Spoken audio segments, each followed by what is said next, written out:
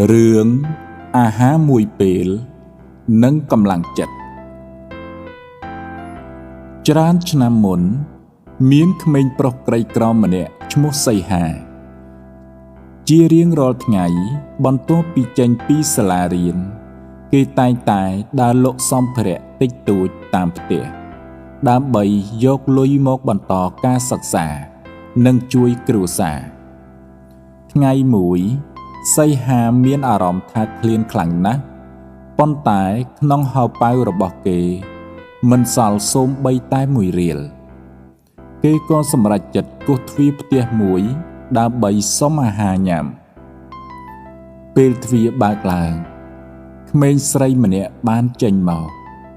ដោយសារតែភាពអៀនខ្មាស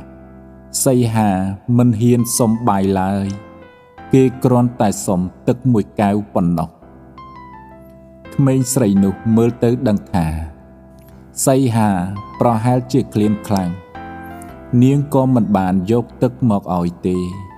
តែនាងបានយកទឹកដោះគោមួយកែវធំមកឲ្យគេវិញសីហាញ៉ាំទឹកដោះគោនោះរួច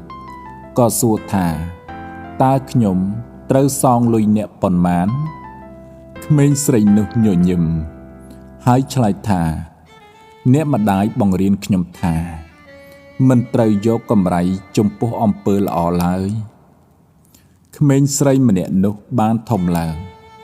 ហើយអកុសលនាងបានធ្លាក់ខ្លួនឈឺធ្ងន់ដោយជំងឺកម្រម្យ៉ាងដែលគ្រូពេទ្យក្នុងតំបន់មិនអាចព្យាបាលបាននាងត្រូវបានបញ្ជូនទៅមន្ទីរពេទ្យធំក្នុងក្រុង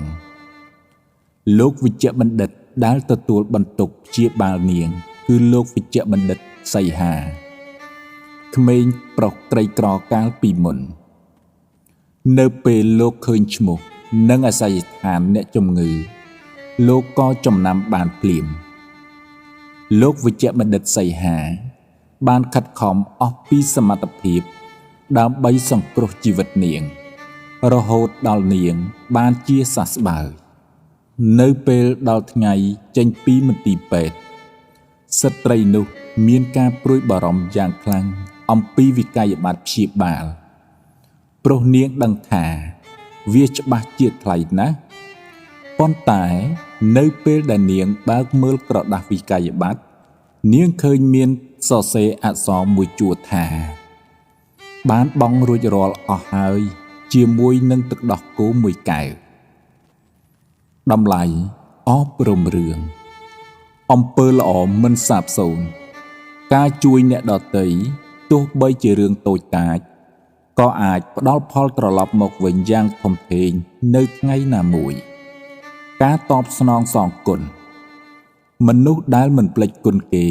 តែងតែជួបសេចក្តីសុខនិងសេចក្តីចម្រើន